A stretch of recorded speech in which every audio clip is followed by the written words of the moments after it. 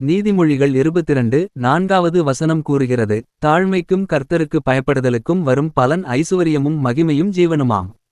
விளக்கம். தாழ்மை இது பணிவு மற்றும் அகந்தையின்மையை குறிக்கிறது.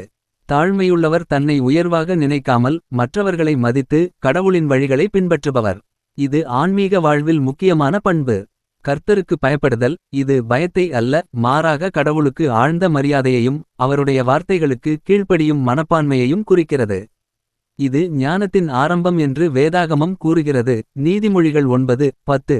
பலன். தாழ்மையும் கடவுளுக்கு மரியாதை செலுத்துவதும் ஒருவருக்கு 3 ஆசீர்வாதங்களை தரும். ஐசுவரியம் இது பொருள் செல்வம் மட்டுமல்ல, ஆன்மீக செழிப்பையும் குறிக்கலாம்.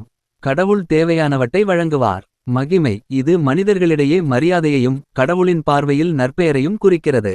ஜீவன் இது நீண்ட ஆயுளையும் கடவுளோடு ஒருமைப்பாட்டில் வாழும் நிறைவான வாழ்க்கையையும் குறிக்கிறது.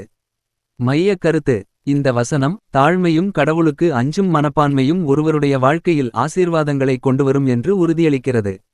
இவை உண்மையான செல்வத்தையும் மரியாதையையும் நிறைவான வாழ்வையும் தருவதற்கு வழிவகுக்கும். நடைமுறை பயன்.